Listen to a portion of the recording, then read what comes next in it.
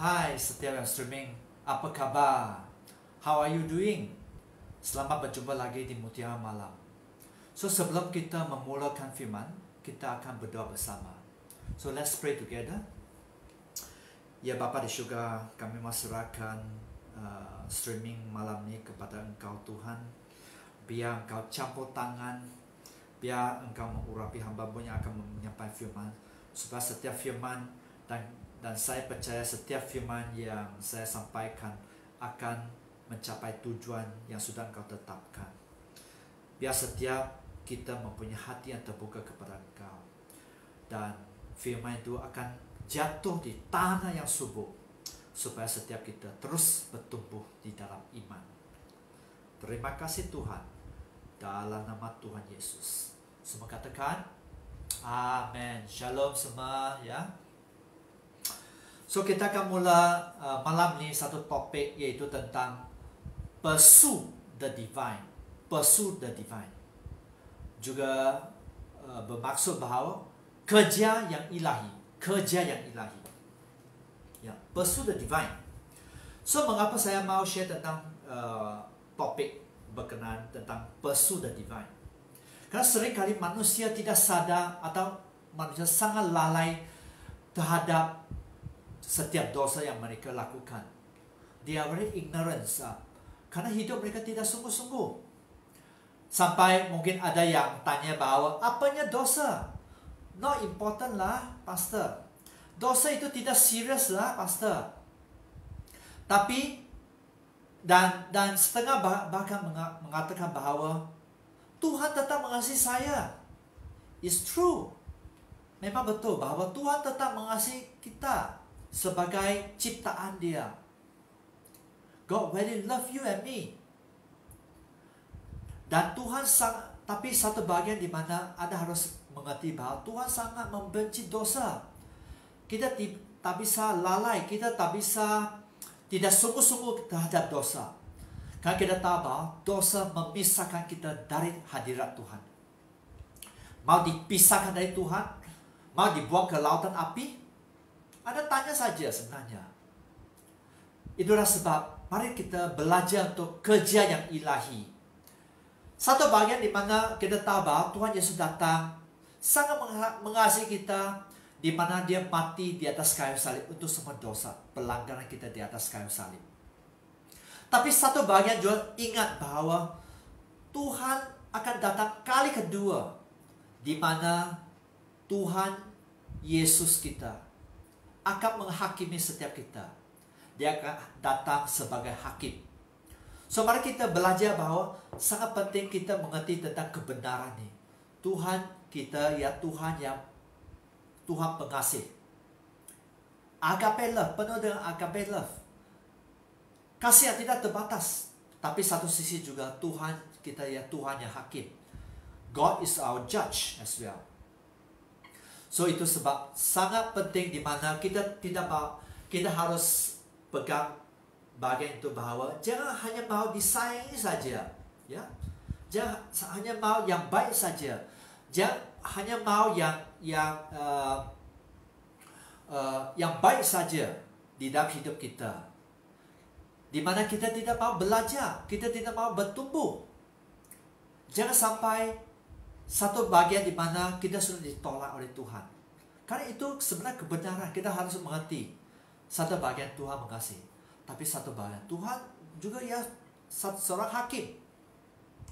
Dan saya mau mengulangi tentang kebenaran firman, yaitu di Matius pasal 7:13 menyatakan, masuklah melalui pintu yang sesat, kerana lebarnya pintu dan luas jalan yang menuju apa? Menuju kepada kebinasaan, kehancuran, lautan api, dan banyak orang yang melaluinya.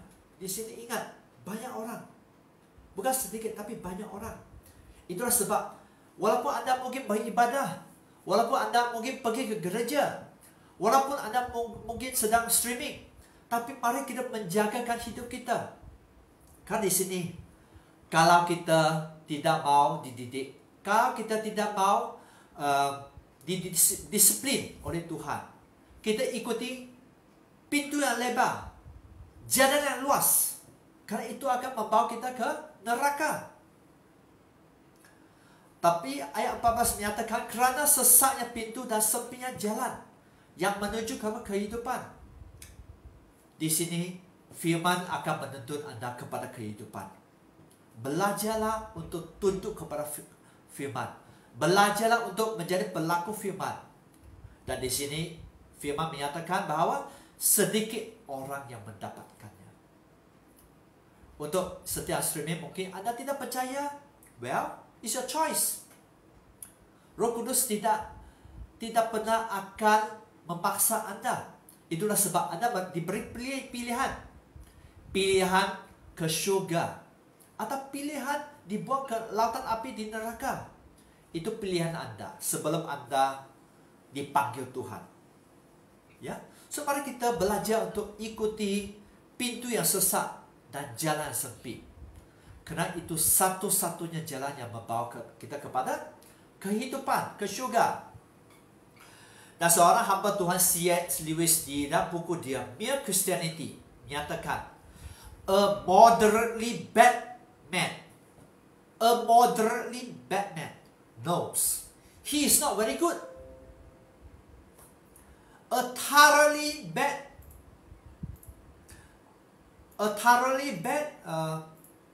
man think he is alright.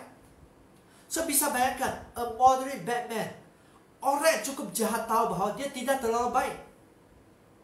Orang sederhana, orang yang cukup jahat tahu bahawa dia tidak terlalu baik. Dia tahu posisi dia. Tapi orang yang sangat jahat, orang sangat berdosa, orang sangat fasik, berfikir bahawa dia baik-baik saja. It's okay. Dosa untuk dia, no problem. Saya berdosa, saya masih bisa bertobat. Seperti dia ingat bahawa dia mempunyai masa untuk bertobat. Saya pernah sharing bahawa di dalam hidup ni ada dua bahagian di mana kita tidak bisa menentukan. Masa Anda dilahir, masa Anda meninggal. Yang masih muda, ada ingat bahawa saya masih banyak tahun lah untuk hidup. Saya masih bisa bertobat. Tapi seringkali Anda mungkin tidak ada masa untuk bertobat. Kalau Anda masih enjoy, Anda masih menikmati keenakan dosa. Seperti di sini dia katakan, orang yang sangat jahat, dia tidak akan fikir bahawa, dia ingat bahawa dia baik-baik saja. So, itulah sebab kalau kita tidak mengejar ilahi, kita bisa seperti orang yang di atas. Anda bisa sampai tidak ada hati nurani. Walaupun hidup di dalam dosa, kejahatan, kefasikan, Anda tidak sadar. Anda masih ingat bahawa walaupun Anda ditegur, dididik, dipoint, dibagi tahu oleh mungkin pemimpin atau pastor Anda, tapi Anda masih ingat, no important, saya tidak berdosa. Bagaimana dosa saya begitu besar? Satu bahagian Anda harus tahu kebenaran firman. Dosa kecil atau dosa besar itu akan memisahkan kita dari Tuhan. Dan kalau kita tidak was-was, kalau kita tidak berhati-hati, satu hari walaupun dosa sangat kecil bisa bertumbuh, kan? Semasa dosa bertumbuh, di mana Anda sudah imun, Anda sudah berasa, Anda sudah sadar bahawa itu satu dosa, Anda akan terus pergi ke jurang kebinasaan. Ingat, lautan api tidak diciptakan untuk Anda dan saya. Tuhan menciptakan lautan api untuk iblis dan pasukan dia di syurga yang sudah memberontak terhadap Tuhan. So, mari kita ingat tentang bahagian itu. Mari kita belajar untuk kejar ilahi. Pursue the divine. Pursue the divine. Semasa ada kesempatan, pursue the divine. Ya, pursue the divine. Supaya Anda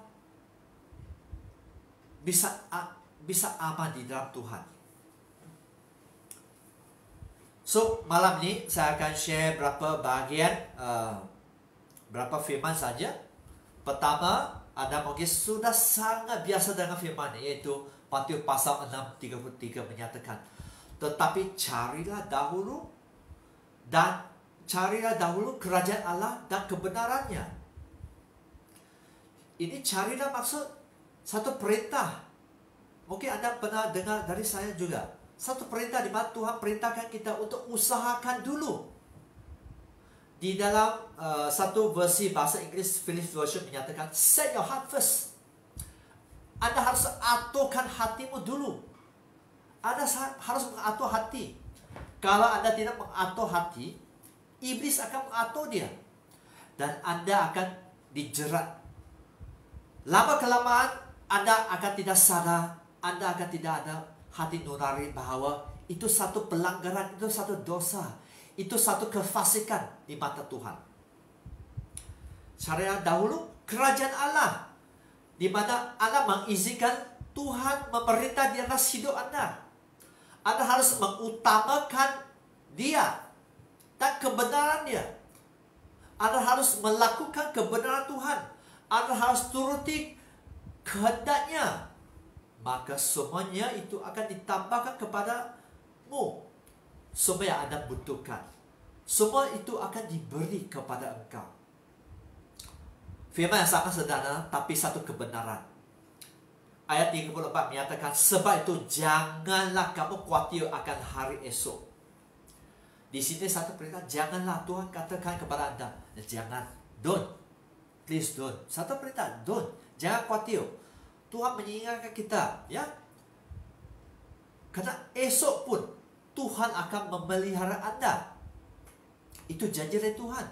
Janganlah kamu khawatir hari esok, karena hari esok mempunyai kesusahannya sendiri. Tuhan pelihara. Apapun keadaanmu, biarlah kesusahan sehari cukuplah untuk sehari. Tak usah ditambahkan lagi. Enough for today. Seperti Anda yang sudah bekerja, Anda sudah mengurusi rumah tangga Anda. Enough for today. Kesusahan itu cukup untuk hari ini. Jangan pikir yang bukan-bukan. Jangan ragu-ragu atas kebaikan Tuhan, atas kesetiaan Tuhan.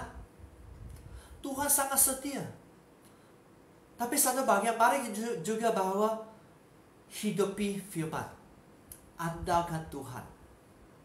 Itulah yang Tuhan rindukan kepada setiap orang percaya. Ayat 25 menyatakan bahwa hidup tanpa kekhawatiran ialah apa? Kerana itu, aku berkata kepadamu, jangan khawatir kepada hidupmu. Akan apa yang akan kamu apa? Kamu makan atau minum? Ada yang masih berkhawatir? Tuhan kata, jangan khawatir apa yang harus kamu makan dan minum. Jangan khawatir pula akan tubuhmu, akan apa yang kamu pakai. Bukankah hidup ini lebih penting daripada makanan dan tubuh itu lebih penting daripada pakaian? Tuhan mengingatkan setiap kita bahwa Tuhan akan memelihara. Belajar untuk berserah, belajar untuk bersyukur kepada Dia. Kerana ayat 26 menyatakan, Tuhan mahu kita melihat kepada apa? Burung-burung di langit yang tidak menabur. Mereka tidak menabur, yang tidak menuai dan tidak mengumpulkan bekal dalam lumbung. Namun diberi makan oleh Bapamu yang di syurga.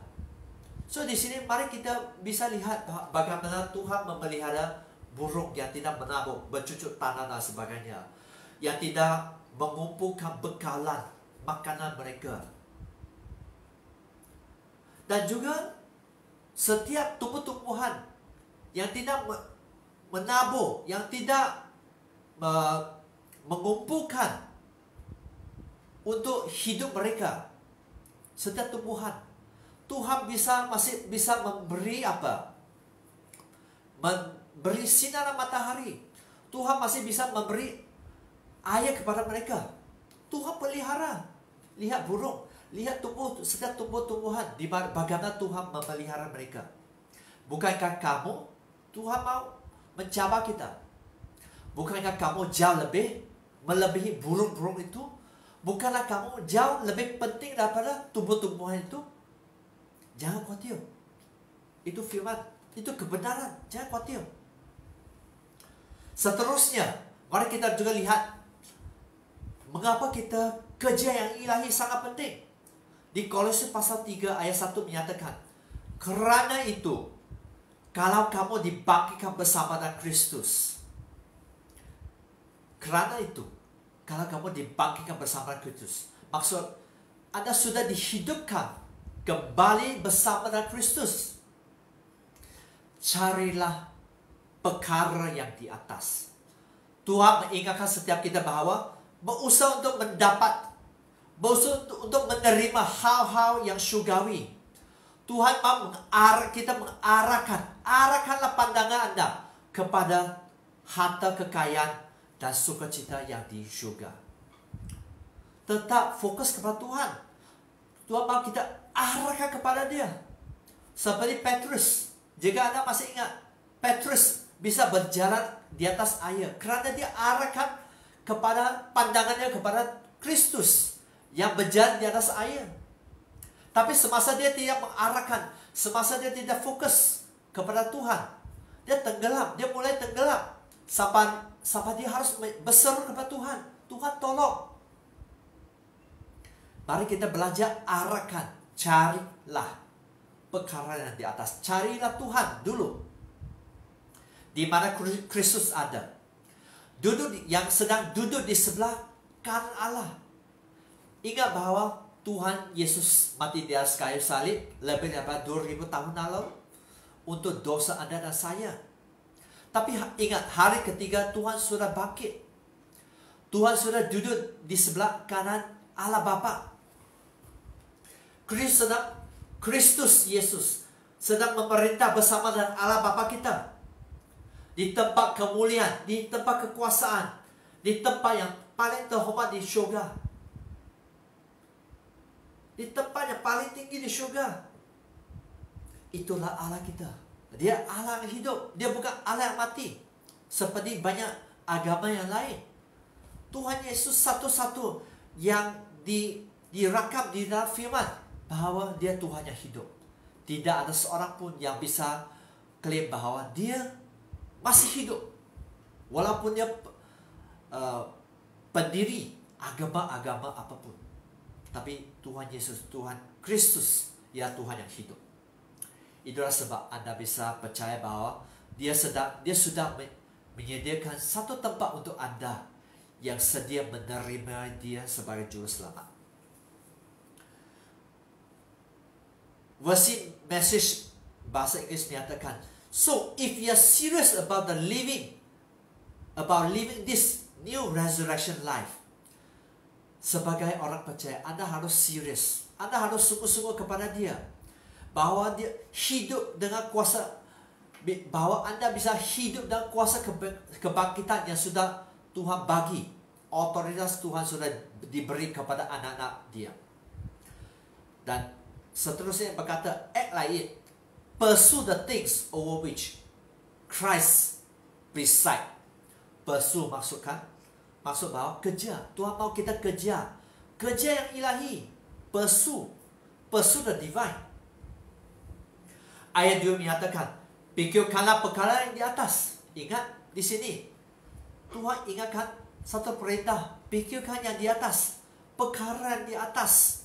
Mari kita arahkan lagi pikiran kita kepada hal-hal yang di syurga. Tetapkanlah pikiranmu kepada yang ilahi, yang syurgawi, dan bukan yang di bumi. Jangan kepada hal-hal yang dunia. Jangan yang duniawi. The message bahasa Inggris menyatakan, see things from his perspective. Maksud apa? See things from his perspective. Maksud from God's perspective. Selalu melihat dengan pandangan Tuhan. Mari kita belajar selalu melihat dari pandangan Tuhan. Jangan melihat dari pandangan kita, dengan logika kita saja. Melihat dari pandangan Tuhan, karena itu pandangan terbaik. Tuhan bisa melihat yang di atas. Kita di bumi, kita hanya bisa pandangan perspektif kita sangat terbatas, sangat-sangat terbatas. Kita hanya bisa melihat sekian-sekian. Mungkin Anda hanya bisa melihat 100-200 meter saja dari tempat Anda berdiri. Tapi Tuhan apa? Seperti Raja Wali, seperti ibadah raya minggu lalu. Seperti Raja Wali, Tuhan melihat dari atas. God create a plan for you. God already create a plan for you. Tuhan sudah mencipta satu rencana untuk Anda. Rencana indah yang tidak akan Anda pikirkan. You cannot comprehend. You cannot comprehend the goodness of God. The blessing of God for you. Anda tidak akan bisa menangkap dengan sepenuhnya berkat yang sudah Tuhan tetapkan. Karena Tuhan di atas. Dia pencipta. Tuhan bukan dicipta untuk sesiapa pun.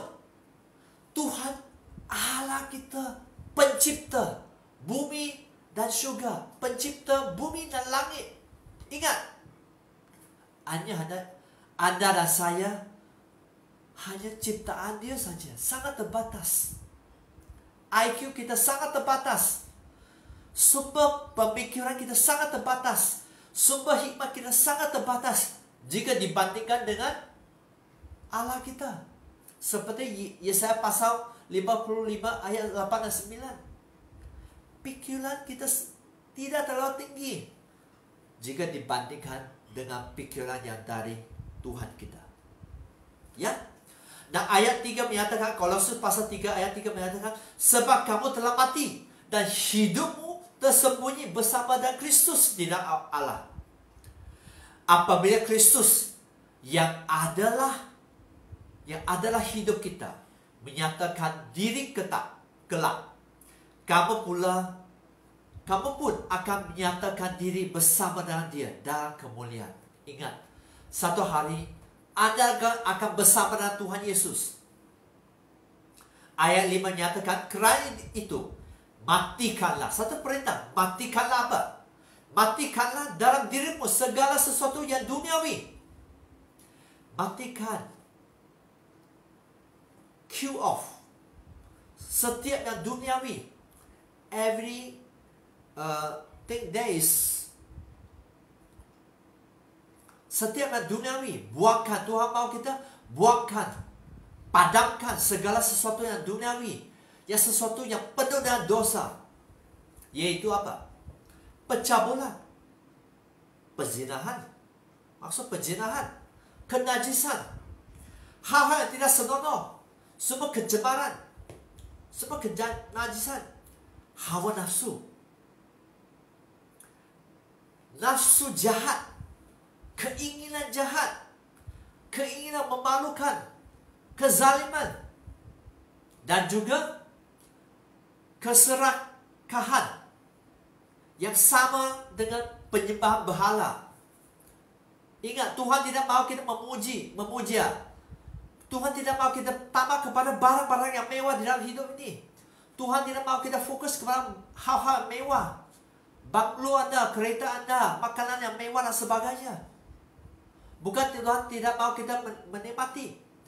Kerana semasa kita fokus kepada yang dunia, kepada sesuatu yang baik di dunia ini, kita bisa terjerat.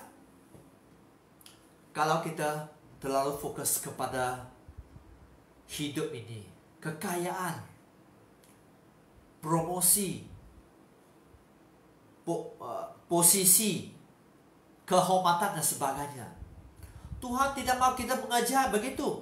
Karena di dalam firman nyatakan bahawa kita disamakan seperti apa? Itu semua apa? Penyembah berhala. Itu bisa menjadi penyembah berhala kepada hidup Anda. Ayat 6 menyatakan, semua itu mendatangkan apa? Semua mendatangkan murka Allah.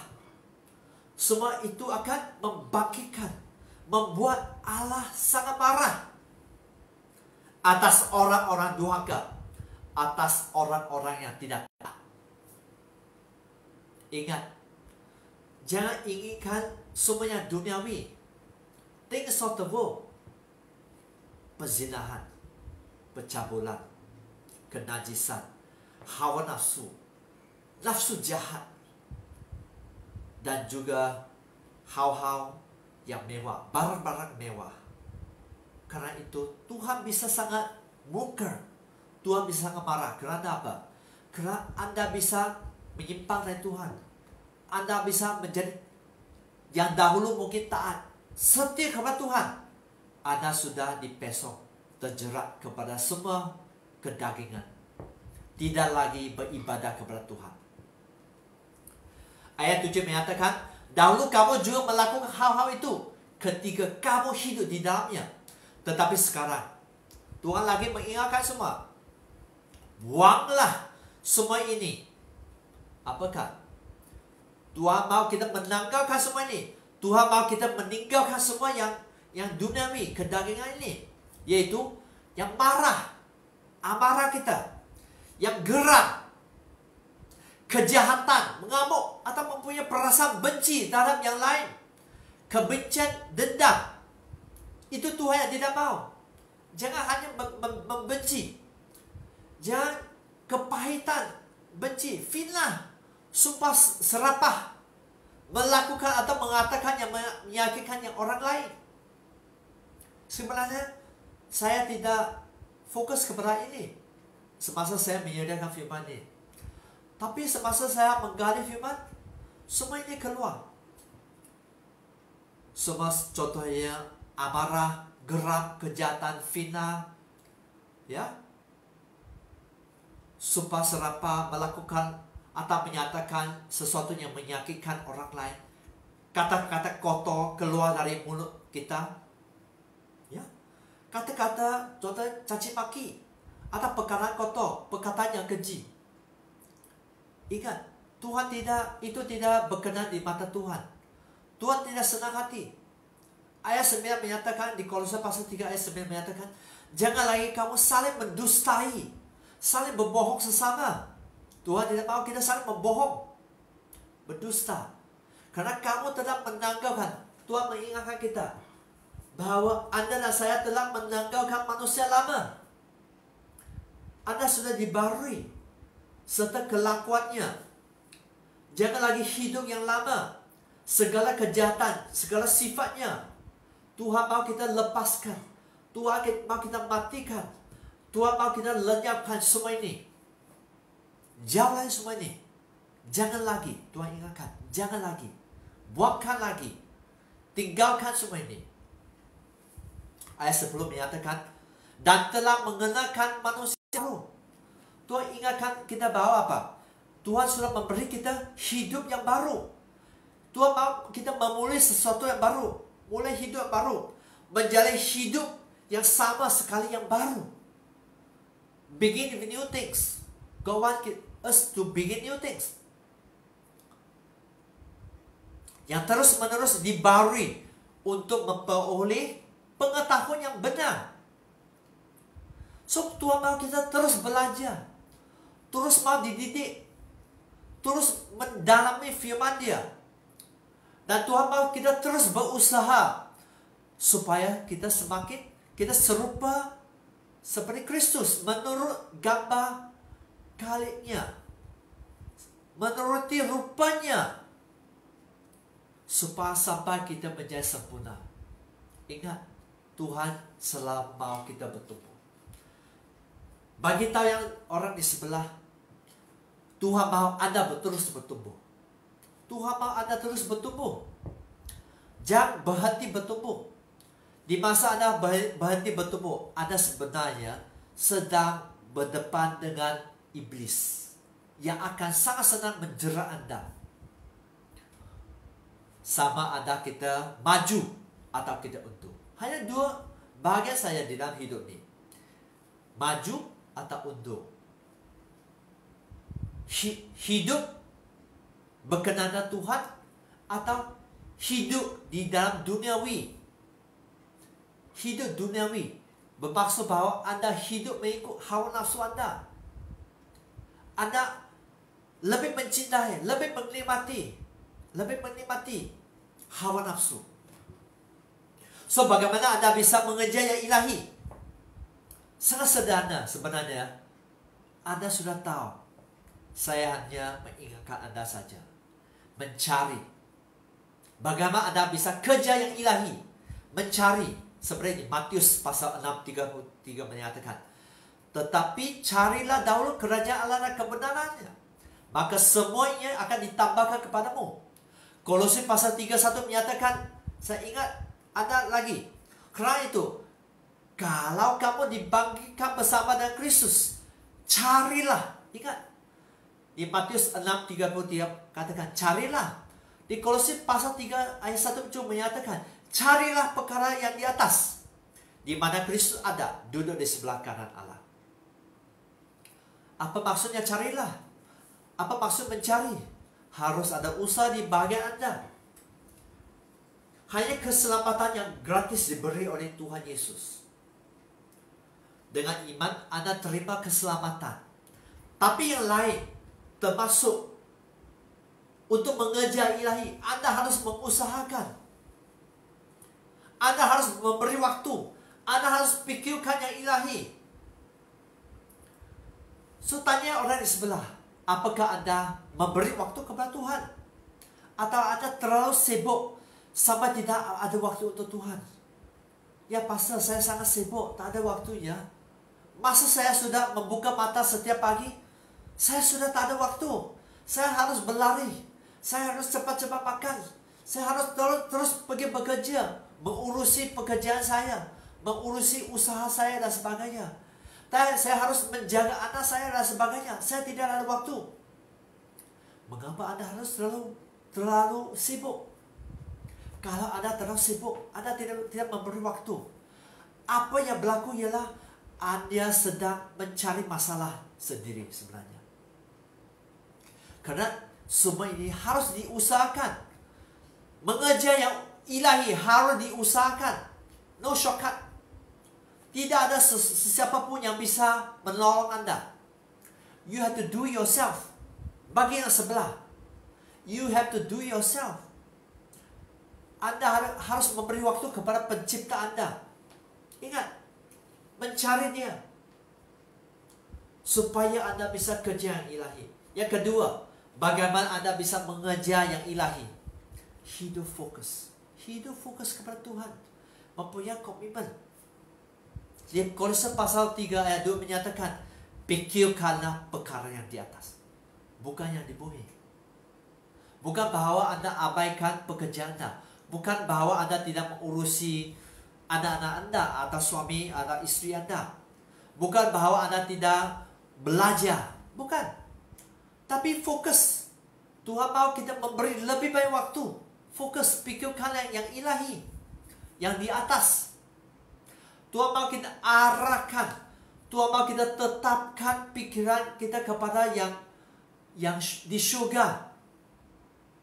Supaya apa? Supaya Anda dan saya tidak kompromi kepada kebenaran. Kalau Anda lihat kepada orang-orang yang serius kepada Tuhan, bisa-bisa berkorban kepada Tuhan. Anda lihat orang yang sedia menjadi martir. Dari murid-murid, 11 murid-muridnya, kecuali seorang yang mengkhianat Kristus. 11 murid-muridnya, ditambah dengan Matius yang lagi dipilih sebagai murid Kristus. Hampir semua mereka mati sebagai martir, kecuali Yohanes, murid yang sangat disayangi oleh Kristus. Itu pun dia dibuang ke dalam minyak yang sangat panas. Bisa bayangkan, walaupun dia tidak mati, tapi bisa bayangkan keadaan kulit dia. Dia rela berkorban sampai ada yang menjadi martir. Setiap zaman ada orang yang membayar harga, di mana mereka bisa membayar harga sampai di mana Anda dan saya masih mempunyai Alkitab, bisa membaca Alkitab sampai hari ini. Mereka bertarung, mereka bertahan, mereka sampai membayar semua untuk Anda dan saya. Hari ini Anda bisa membaca Alkitab hanya kerana mereka berpegang kepada kebenaran. Mereka tidak kompromi. Mereka rela membayar nyawa mereka. Sampai hari ini masih orang yang rela menjadi mati untuk Tuhan. Mereka bukan orang sembarangan. Mereka yang orang sungguh-sungguh dengan Tuhan. Itulah sebab mereka bisa membayar harga untuk Anda dan saya. Dan kita bisa juga lihat hidup mereka yang rela hidup berserah kepada Tuhan. Mereka menyerahkan yang terbaik kepada Tuhan. Seperti penginjil John Sung, seorang pelajar yang cemerlang, di mana beliau mendapat PhD di dalam bahagian chemistry hanya dalam 5 tahun. Pada masa itu sesuatu pencapaian yang sangat cemerlang. Walaupun dia seorang doktorat, tapi dia rela menyerahkan pencapaian dia. Dia ada banyak tawaran pekerjaan. Jika Anda seperti Johnson, Anda ditawar dengan gaji yang gede, posisi yang sangat tinggi, apakah Anda rela meletakkan semua di kaki Tuhan Yesus? Beliau rela. Bahkan dia menjadi penginjil. Rela. Dia dipakai Tuhan untuk menginjil bukan setakat di China, tapi di Asia Tenggara dan di banyak negara di mana ada orang Cina. Dia pergi menginjil. Beliau bertekad melayani Tuhan. Ini bukan orang yang biasa-biasa. Ini orang yang sungguh-sungguh hanya hidup yang fokus kepada Tuhan. Hanya orang berkomitmen yang bisa melakukan itu. Pertama, mereka yang rela menjadi martir. Kedua, mereka rela menyerahkan hidup mereka kepada Tuhan. Apa kehendak Tuhan? Mereka ikuti. Lagi seorang tokoh yang sangat terkenal, nama dia itu seorang British. Nama dia ialah Eric Henry Liddell. Beliau seorang pemenang gold medalist Olimpik. Dia mencapai sesuatu di dalam hidup dia. Pelari yang terpantas. Bahkan di mana semasa dia dicabar untuk berlari masa hari Minggu, hari Ahad, he said no. Are you willing? Apakah Anda seperti dia rela demi Tuhan hari Sabat? Anda rela tidak berlari? Anda rela memberi yang terbaik kepada Tuhan? Beliau rela. Bahkan lepas itu dia menjadi guru misionaris di China. Dan beliau mati di tahun 1945. Itu kita tahu bahwa tahun World War II, yaitu tamatnya Perang Dunia Kedua. Tapi beliau tidak sempat melihat pembebasan, kemenangan di Perang Dunia Kedua. Beliau mati di satu camp yang dikendalikan oleh orang Jepang. Dia mati sebagai missionary. So ini tokoh-tokoh yang bisa kita belajar bahwa ini orang bukan orang sembarangan, ini orang hidup fokus. Dan kalau Anda tidak hidup fokus, Anda tidak akan bisa mengikuti kehendak Tuhan. Anda bahkan jangan kata tentang menjadi martir atau menyerah sepenuhnya. Anda tak akan bisa dipakai oleh Tuhan. Anda tidak akan bisa hidup maksimum untuk Tuhan kalau Anda tidak fokus. Mempunyai komitmen kepada Tuhan. Sangat sederhana bagaimana kita fokus kepada Tuhan. Anda tahu sebenarnya. Apakah Anda memberi waktu untuk berdoa? Berdoa syafaat. Di mana bukan meminta-minta dari Tuhan, tapi Anda berdiri untuk tubuh Kristus. Untuk gereja lain, untuk jemaat-jemaat lain, untuk bangsa-bangsa, untuk setiap suku dan bangsa. Apakah Anda berpuasa? Karena firman mengatakan kalau Anda berpuasa, bukan. Firman mengatakan bila Anda berpuasa, maksud Anda seharus berpuasa. Sebagai orang percaya, Anda wajib berpuasa. Apakah Anda rajin membaca firman dan mengkaji firman? Tanpa firman, tanpa kebenaran, tanpa memperkatakan firman, tanpa merenungkan firman siang dan malam, tanpa menghafalkan firman, Anda tidak akan mempunyai akar yang kokoh, akar yang kuat di dalam firman. Bagaimana pendirian Anda semasa Anda digoncang oleh badai? Anda tak akan kuat. Kerana apa? Anda tidak berakal. Kalau Anda tidak melakukan disiplin rohani, kalau Anda tidak menetapkan itu prioritas di dalam hidup Anda. Karena Anda harus tahu bahwa setiap berkat yang Anda terima ialah kerana Anda sudah menang dalam bahagian rohani. Kalau Anda tidak menang dalam bahagian roh, Anda tak akan bisa mencicipi kebaikan Tuhan. Anda tak akan bisa mencicipi kebaikan Tuhan di dalam hidup Anda. Ingat. So, Anda mengejar yang ilahi apa? Supaya apa? Supaya Anda tetap tidak khawatir kepada hari esok. Contoh di Matius pasal 6, 34 menyatakan tadi, sebab tu jangan kamu khawatir. Anda hidup fokus kepada Tuhan, ya. Anda bisa hidup fokus kepada Tuhan. Anda tetap mencari Tuhan, supaya Anda tidak khawatir. Janganlah kamu khawatir akan hari esok, karena hari esok mempunyai kesusahannya sendiri. Kesusahan sehari cukuplah untuk sehari. Dan seterusnya di ayat 27 menyatakan, siapakah di antara kamu kerana kekhawatirannya dapat menambahkan sehasta saja pada jalan hidupnya? Dengan khawatir apa akan Anda mencapai sebenarnya? Kekhawatiran sebenarnya itu sia-sia. Yaitu Tuhan sangat mendorong kita tetap bersukacita, tetap berserah, tetap bersyukur kepada Tuhan, dan supaya kita tetap mempunyai iman yang sejati, iman yang kuat. Jangan khawatir.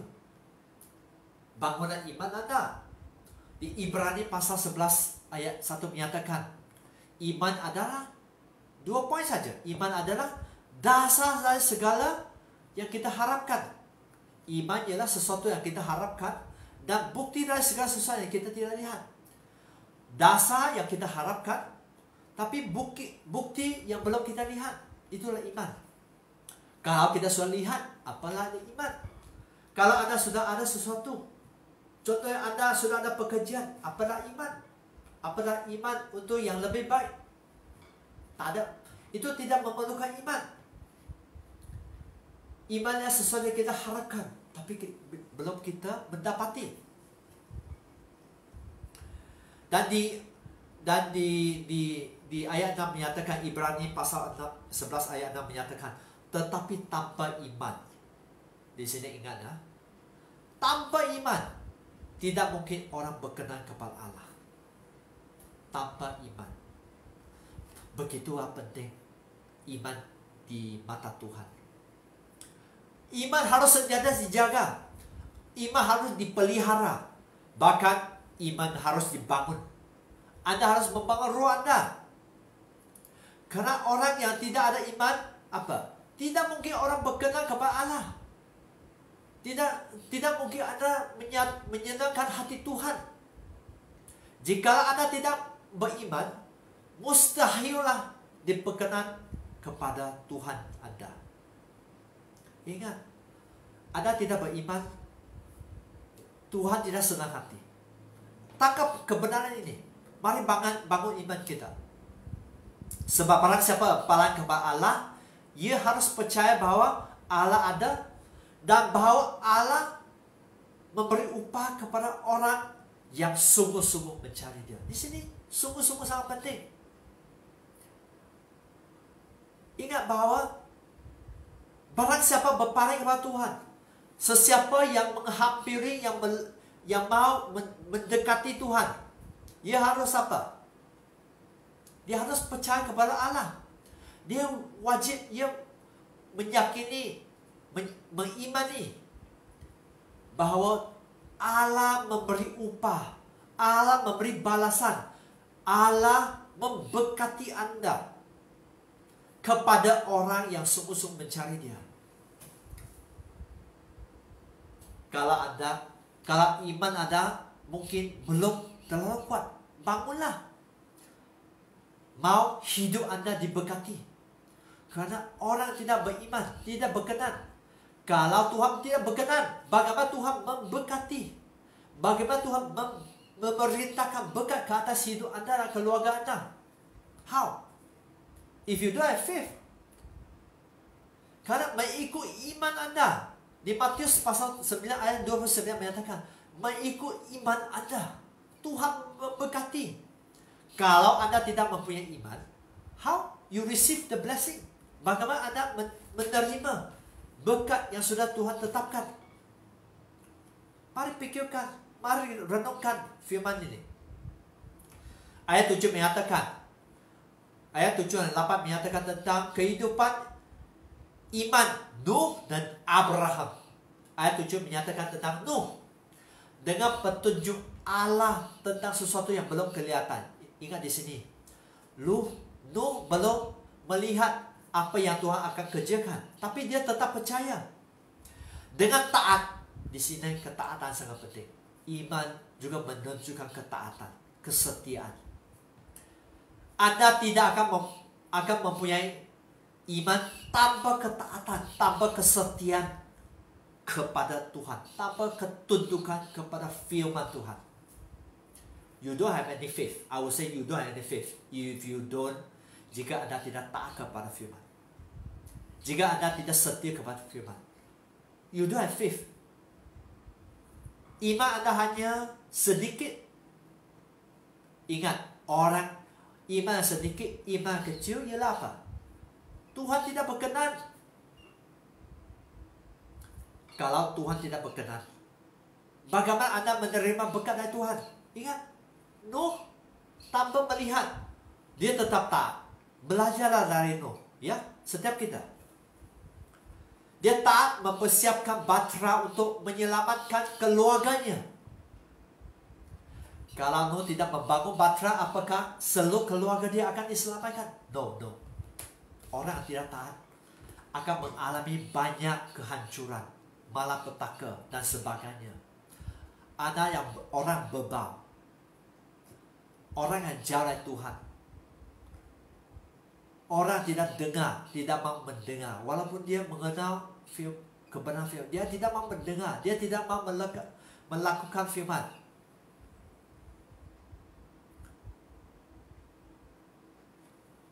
Akan mengalami banyak kesusahan, banyak kesesakan yang tidak diperlukan. Di sini mari kita belajar hidup tak seperti Nuh. Dia diselamatkan bukan setakat dia dan keluarga dia. Ingat, kalau Anda tidak taat, keluarga Anda bisa digoncang, keluarga Anda juga bisa dipengaruhi, bahkan tidak diselamatkan. It depends on you. Katakan kepada orang sebelah, is you be careful. Be careful. Karena Anda juga berpegang kunci kepada keluarga Anda. Anda tidak berdiri untuk keluarga Anda. Jika ada badai dalam keluarga, suami atau istri selingkuh, ada kala jangan kita salahkan pasangan hidup yang lain. Anda harus bertanggung jawab juga keadaan Anda harus bertanggung jawab. Di sini kerana Nuh, keluarga dia diselamatkan. Kerana Anda, kalau Anda taat kepada Tuhan, Anda menghidupi firman, Tuhan bisa memelihara keluarga Anda. Kerana iman itu, ia menghukum dunia. Wow, orang benar. Ia menghukum dunia. Wow. Bahkan dia belum meninggal, dia menghukum. Sebenarnya Tuhan memberi kuasa dan otoritas kepada setiap kita sebagai orang percaya. Kalau Anda memahami, Anda mempunyai kuasa dan otoritas. Pikiranmu sama dengan pencipta dia, yaitu Allah Bapa, Allah Putra dan Allah Roh Kudus. Pikiranmu sama seperti Allah dia. Same frequency, no same frequency as God Himself.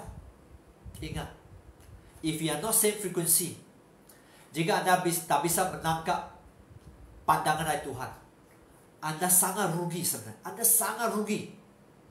Dan ia ditentukan untuk menerima kebenaran. Wow. Lihat. No. Ditentukan untuk menerima kebenaran. Sesuai dengan iman dia. Sesuai dengan iman dia. Kalau Anda iman hanya datang ibadah, tidak membaca firman, tidak berdoa syafaat, tidak berpuasa, tidak menghafal firman, tidak merenungkan firman. How? Bagaimana iman Anda bertumbuh? How you grow your faith? Bisa terkandas iman Anda. Bahkan murtad dari iman Kristen. Itulah sebab jangan salahkan di mana kalau Anda tidak mempunyai pendirian. Saya offer posisi yang lebih tinggi, tapi terimalah agama yang lain. Menikah dengan orang agama yang lain, dan Anda turuti. Anda harus bertanggung jawab sebenarnya, karena iman Anda tidak kuat. Di sini saya bukan menghakimi, saya menyatakan kebenaran. Anda harus tangkap kebenaran ini sesuai dengan iman Anda. Kalau Anda tidak bertahan, okeylah. Jangan kata, wah, itu kuasa iblis sangat kuat. Memang iblis mempunyai kuasa, karena dia malaikat yang dibuang oleh Tuhan. Dia juga mempunyai kuasa dan otoritas yang sebahagian. Tapi otoritas Tuhan, otoritas dan kuasa Tuhan lebih tinggi daripada apapun. Anda harus menangkap ini. Anda bisa berperang. Bahkan Anda bisa mengalahkan kuasa kejahatan, kuasa kegelapan. Anda bisa pilih yang benar. Anda pilih yang dunia. Anda pilih yang senang, cincai, tidak sungguh-sungguh. Anda pilih yang keenakan dunia. Itulah. Jangan salahkan iblis. Salahkan Anda sendiri. Tapi Tuhan, di dalam anugerah Tuhan, Anda masih mempunyai kesempatan untuk bertobat. Itulah sebab kita sebagai anak Tuhan, kita sebagai orang yang belum kenal kepada Tuhan, Anda bertobat dan terima Tuhan Yesus sebagai juru selamat Anda.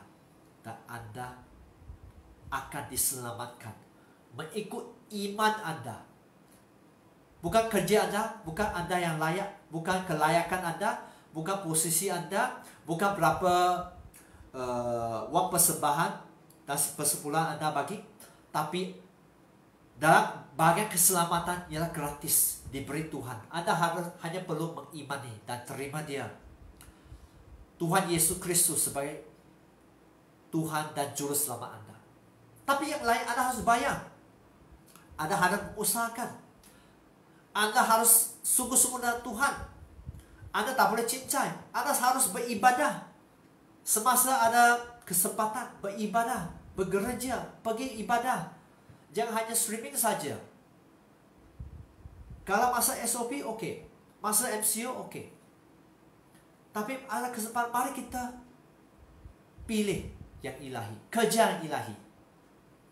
Kalau Anda tidak mengejar ilahi, iman Anda terkandas, jangan blame iblis. Sebenarnya ada kala kita harus bertanggung jawab kepada hidup Anda? Mengapa Anda masih tidak begitu diberkati? Mengapa Anda masih tidak mempunyai terobosan? Mengapa Anda masih jatuh di dalam dosa? Mengapa Anda masih berzina? Mengapa Anda masih minum dan sebagainya? Anda harus bertanggung jawab sebenarnya. Tapi jika Anda mempunyai pendirian yang kuat seperti Nuh, sebelum dia melihat Tuhan melakukan sesuatu, dia sudah taat, belajar dari Nuh. Dan juga orang kedua di Ibrani pasal 11 ayat 8 menyatakan kepada iman Abraham, bapa iman kita. Abraham taat di sini. Wow. Ayat 7 menyatakan Noah taat. Ayat 8 menyatakan Abraham taat ketika ia dipanggil untuk berangkat ke negeri yang akan diterimanya menjadi milik pusakanya. Dia dipanggil Tuhan, go. Lalu ia berangkat. Abraham terus berangkat saja. Dengan apa? Tidak mengetahui tempat yang ia tujui. Dia tidak tahu di mana dia akan pergi. Itulah sebab firman menyatakan bapa iman kita, bapa Abraham. Belajar, mari kita belajar. Jangan hanya belajar tentang game saja, jangan belajar tentang movie saja, jangan belajar berfoya-foya saja, jangan belajar minum saja, jangan belajar cuti-cuti saja, jangan belajar outing saja. Itu kesemuanya sebenarnya bukan, kalau kita terlalu fokus kepada semua yang duniawi, itu akan menjerat dan kita akan jatuh di dalam dosa. Anda akan jatuh di dalam dosa. Itu sebab sangat, mari kita belajar. Kita harus rela melepaskan. Jangan fokus kepada semua ini. Jangan fokus. Belajar taat. Belajar taat. Melayani di gereja lokal Anda. Belajar taat beribadah. Belajar taat menopang gereja Anda yang sudah Tuhan tetapkan di mana itu. Belajar memberi persepuluhan kepada gereja lokal Anda di mana Anda terima makanan rohani. Orang yang tidak tahu bersyukur, taat, tidak akan bisa bertumbuh di dalam iman. Karena semua Yesus ialah firman. Ingat, Yesus ialah firman. Kalau kita tidak menghargai firman, kalau kita tidak mentaati, that's what you accept, that's what you receive. Don't blame iblis. Jangan blame sampai iblis bahwa karena Anda sedang memberi alasan kepada iblis untuk menuduh Anda di depan Allah Bapa, hakim kita. Ya. Kedua, bagaimana Anda bisa mengejar ilahi? Anda kejar ilahi supaya Anda tidak kejar yang duniawi, yang di bumi. Seperti Kolose pasal 3 ayat 2. Mari kita lihat ayat 5 menyatakan, kerana itu matikanlah dalam dirimu segala sesuatu yang duniawi, yaitu pencabulan, kenajisan, hawa nafsu jahat, dan juga keserakahan yang sama dengan penyembahan berhala. Tadi kita sudah belajar, keserakahan ialah kita mengingini, kita mau menikmati sesuatu yang mewah, yang duniawi sebenarnya. Itu semua duniawi. Kita fokus kepada semua ini sampai kita jauh dari Tuhan. Tuhan mau kita matikan. Dan keras. Itu firman yang sangat keras. Matikan. Lenyapkan. Jadikan orang percaya sungguh-sungguh. Jadikan orang sungguh-sungguh. Jangan bermain-main dengan pencipta kita. Anda ingat bahwa ada banyak masa, banyak waktu. Tapi ada satu bagian saya mau katakan bahwa ada satu bagian Tuhan bisa buang Anda saja. Itu jangan terlalu degil. Jangan terlalu degil. Jangan ingat bahwa Anda sudah Maha Tahu. Belajar taat kepada firman. Belajar cintai Tuhan yang sungguh-sungguh. So bagi tahu orang di sebelah, mari kita belajar dengan sungguh-sungguh. Ayat 6 menyatakan semua itu mendatangkan kemuka Allah kepada mereka yang tidak taat.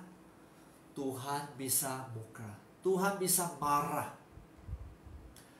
Tuhan bisa sangat tidak senang. Bukan saja tidak senang, bisa menjadi sangat tidak senang kepada orang yang tidak setia. Karena orang yang malas, bahkan orang tidak baik, orang yang malas, bahkan orang tidak baik, bahkan mereka orang tidak setia, Tuhan sangat marah. Tuhan sangat marah kepada setiap yang tidak setia. Apakah Anda mau setia kepada Tuhan? Apakah Anda mau tunduk kepada Tuhan? Pilihan dengan sendiri. Malam ni, pursue the divine. Pursue the divine. Kerja yang ilahi. Mari Anda kerja yang ilahi. Bagaimana Anda bisa kerja yang ilahi? Dengan mencari Tuhan. Sederhana. Anda tahu sebenarnya. Mencari. Carilah Tuhan. Mencari Tuhan. Kedua, hidup fokus kepada Tuhan. Tak ada cara. Hidup fokus kepada Tuhan. Membuat komitmen. Menjadi serius kepada Tuhan. No other way. Supaya apa? Supaya Anda tidak khawatir. Supaya Anda tidak kerja duniawi. Inilah firman Tuhan. Tuhan mau kita kerja yang ilahi. Jangan jangan khawatir. Jangan kerja yang duniawi. Kerja yang ilahi. Dengan mencari Dia dengan sungguh-sungguh. Mencari Dia semasa ada kesempatan. Jangan sampai game over baru Anda mau cari Tuhan. Sudah game over, sudah dipanggil Tuhan, no more peluang. Tidak ada lagi peluang. No more time. Tidak ada lagi kesempatan. Mari kita belajar cari Tuhan, hidup fokus dan berkomitmen. So mari kita berdoa. Ya Tuhan, hamba sudah sampaikan firman bahwa setiap kami sebagai orang percaya, sebagai anak-Mu harus mencari Engkau, mencari yang ilahi. Bahkan bukan saja mencari, kerja. Kita harus cepat mengejar yang ilahi. Ya Tuhan, ampuni setiap kami yang tidak sungguh-sungguh. Ampuni setiap kami yang sudah jauh dari Engkau. Ampuni setiap kami yang banyak dosa setiap hari. Bahkan setiap masa banyak dosa. Ampuni setiap kami Tuhan. Ya Tuhan, untuk mereka yang belum kenal Engkau Tuhan, biar Engkau jamah hati mereka, membiar hati yang terbuka. Setiap belum kenal Tuhan, setiap Anda, mari Anda terima Tuhan Yesus sebagai Juru Selamat. Ya Tuhan, Anda ikuti saya dalam ucapan ini. Tuhan Yesus, ikut Tuhan Yesus. Saya terima Engkau Yesus sebagai Tuhan dan Juru Selamat malam ini. Tuhan Yesus, lawatilah hidup aku. Aku menyerahkan hidup saya kepada Engkau saat ini. Pimpinlah hidupku, Roh Kudus. Ajar aku, didik aku, supaya aku tetap setia kepada Engkau. Untuk mereka yang telah mendoakan seperti ini, ya Tuhan, hamba mau mendoakan kepada mereka. Ya Tuhan, kami tahu bahwa Anda mendengar ucapan mereka. Mereka sudah menerima Engkau sebagai Tuhan dan Juru Selamat. Dan jamah hidup mereka, proteksi hidup mereka. Biar mereka terus pergi ke gereja lokal yang sudah Engkau tetapkan di dalam hidup mereka. Jamah mereka Bapa, biar mereka kenal bahwa Engkau sangat mengasihi mereka, bahwa dengan iman mereka bisa diselamatkan. Dan mereka sudah diselamatkan semasa mereka mengucapkan bahwa mereka terima Engkau sebagai Tuhan dan Juru Selamat. Bimbing mereka Tuhan. Terima kasih Tuhan. Dan untuk Anda yang sudah jauh dari Tuhan, ada orang percaya Anda tidak sungguh-sungguh, bahkan Anda backslide, ada kepahitan, Engkau jauh, Anda tidak sungguh-sungguh dengan Tuhan. Mari Anda berdoa dengan saya. Ikuti saya. Tuhan Yesus, saya mengaku bahwa saya seorang yang berdosa. Tuhan Yesus, ampunilah segala dosa saya. Saya mengaku bahwa Engkaulah Tuhan saya. Engkaulah Juru Selamat saya. Oh Tuhan, bimbing hidupku. Tahirlah aku. Kuduskan aku. Supaya aku bukan hidup kepada dunia ini, tetapi aku hidup untuk Engkau. Semua surgawi saya mau kerjakan. Ya Tuhan, Anda sudah mendengar mereka berdoa ini Tuhan. Biar Engkau jamah mereka, jamah hati mereka, hati yang lembut, di mana mereka terima firman-Mu Tuhan. Mereka terus bertumbuh, mereka terus bertumbuh, terus mengandalkan Engkau, terus mentaati Engkau sampai merata. Terima kasih atas anugerah Tuhan. Ya Tuhan, kami sangat bersyukur atas waktu malam ini. Biar Roh Kudus Engkau sempurnakan semua yang hamba sampaikan. Jamah setiap yang streaming, bangun hidup mereka Tuhan. Biar mereka terus sungguh-sungguh mencari Engkau. Biar mereka terus fokus kepada Engkau. Terima kasih atas firman-Mu Tuhan. Dan semua streaming yang katakan amin. Oke, Tuhan Yesus memberkati. Sampai jumpa lagi ya. God bless you all.